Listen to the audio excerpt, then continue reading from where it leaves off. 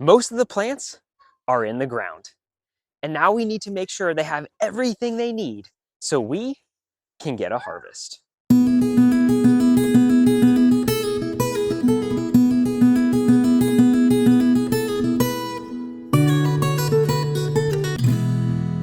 Welcome back to the Backyard Food Project, where season 1 has been focused on getting our garden ready to grow for the spring and summer. And this season is almost over. Spring is right around the corner, so now we have to get ready to flip that switch into production, which means we need to give our plants everything that they need for success. Let's throw up the scoreboard to see how we have progressed so far this year. We're getting plenty of eggs. Pretty much all of the garden beds are ready to go, but the infrastructure still needs some work. And I think today is finally the day that we finish the greenhouse floor.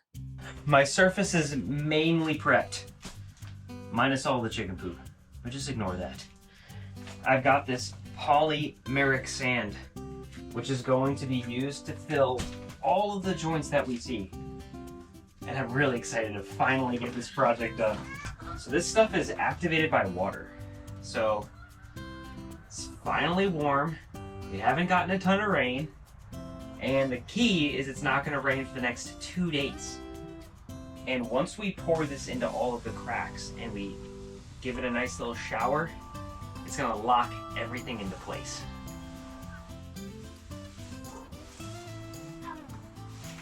Okay. Oh my gosh. Look how good this looks already. Say hello to my little friend. So one thing they recommend, especially for flagstone, is to vibrate the pavers because they're not consistent. There's a lot of space underneath them. So I'm gonna use this massage gun to vibrate the pavers and hopefully get the sand to settle and continue sweeping it around so I make a really strong joint. Ew.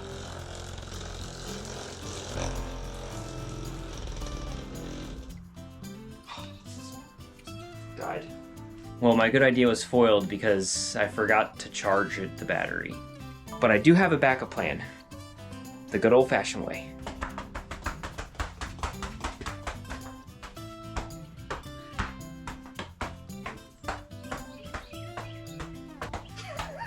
Oh, now that my heart rate's up. That actually worked really good though. Look how much this has settled around the rocks. You can see those gaps. You can see some of the sand starting to sink in there. It's probably harder to tell on camera than it is in person, but yeah, look at all those gaps, especially around here. That's really good. Now there's even more space for the sand to go. We're almost there. Well, the good news is I only used 2 bags and I bought 3. And that means I'm gonna make a little bit of money back too. That's the way I look at it. Whoa! Thank you.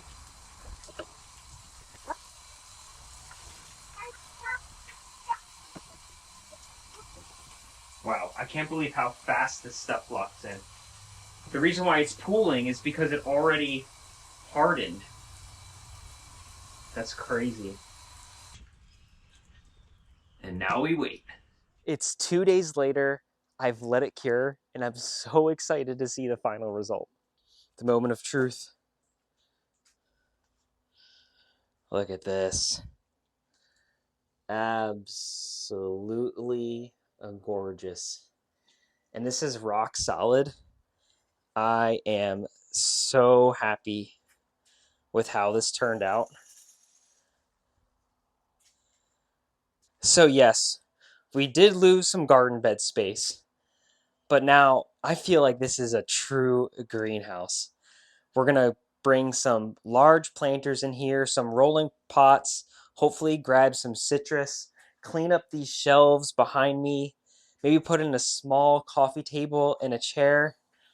I am so excited where this renovation is going to go. My timeline was probably a little bit crazy.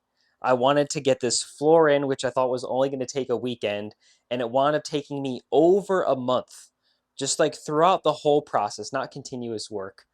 But I wanted to get these windows replaced because I guess you could see they're falling out and I've got them boarded up. But now that it's so warm outside, I've already got my plants in the ground. My plans are definitely shifting, and I think this is going to become more of a late summer and winter project to get me ready for next year. But I can't forget about it because it does need work. And I've got all these windows back here. We got to do something with them. Now that the greenhouse floor is finally done, there are a couple other simple projects that I want to tackle that are going to ensure our success this year. When it comes to growing brassicas like broccoli, cabbage, cauliflower, or Brussels sprouts, there's one thing that always comes to my mind, and it's pests.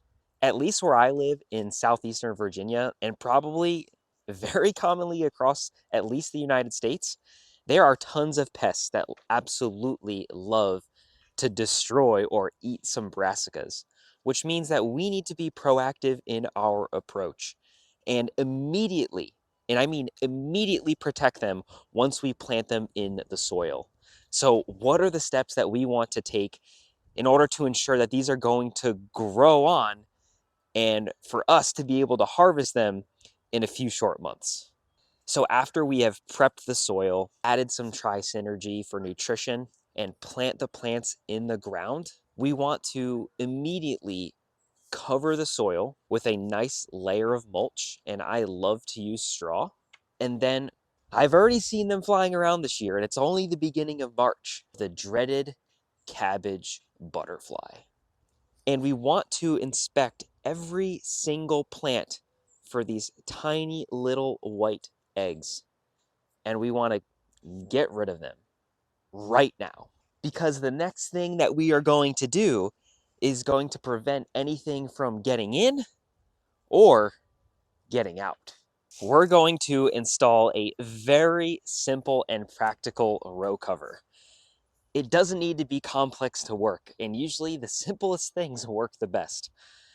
I have this 1/2 inch piece of 10-foot long conduit that I have just bent with my pipe bender to fit my metal raised bed perfectly. And now I just take it, sink it into the soil, and I've got the perfect structure to throw a row cover over.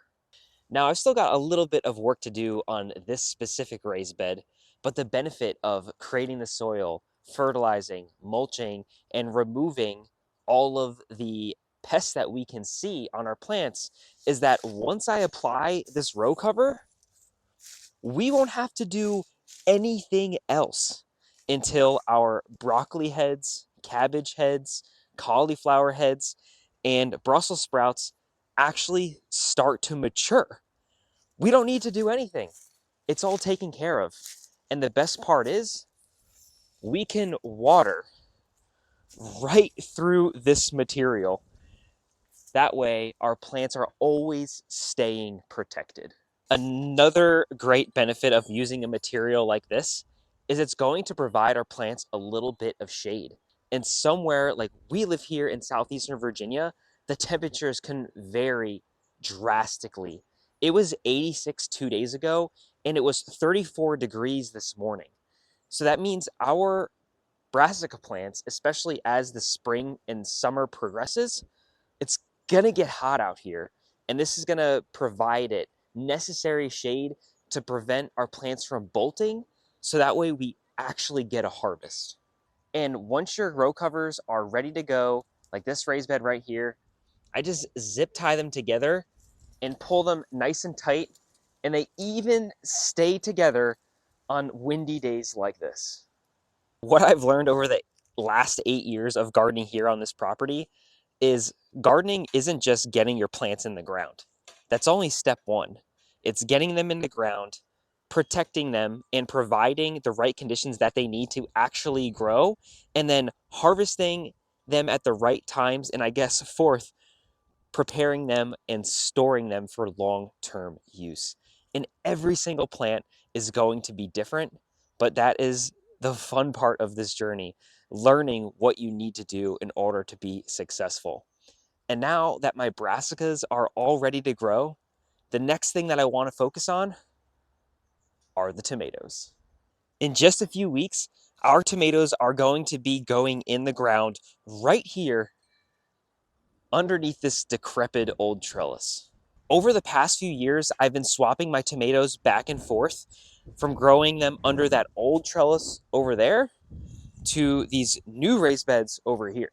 And last year we grew them underneath this lean and lower trellis, and we were able to get 2 successions of tomatoes and over 30 jars of our own canned tomato sauce. So after we had the success that we had over here, I think it's finally time to make some changes over there. When I built this trellis, I didn't use any treated materials. So as you can see, it started to warp over time. I probably could have used some wood that was like a little bit thicker. And also my raised beds are starting to rot. And you can see that this is just falling over.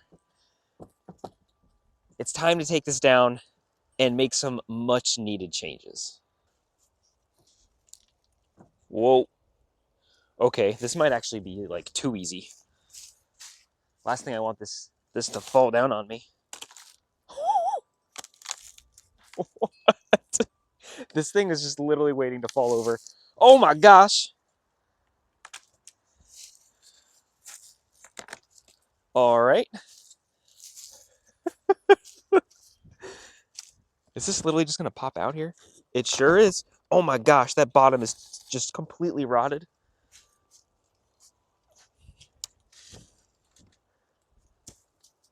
Timber. I did it. Mother Nature actually making my job easy for once.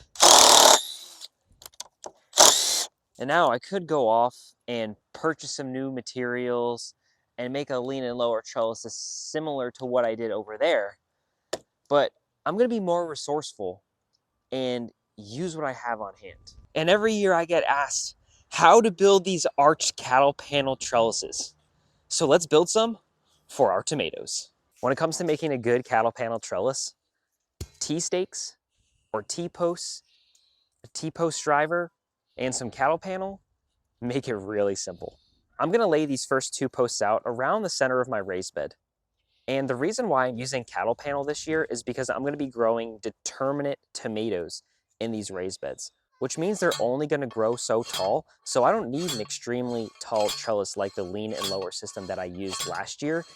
These cattle panels are gonna be perfect for these tomato plants to climb through. I like to get the posts settled across from one another so that way I can just bring the cattle panel in, kind of get it situated against the posts, and then figure out where the posts on the other end need to go. And honestly, with just a few minutes of work, we now have a super strong and reliable trellis that's going to be fantastic for growing our tomatoes. I am so excited that we were finally able to finish the greenhouse floor. And a bonus, we were able to complete a couple other quality of life projects that's going to make gardening so much easier this season. And it's sad to say that season 1 is very soon coming to a close. But that means spring is in the air and production season is right around the corner. I'm really excited for what we've got coming next week in the finale, and I can't wait to see you then.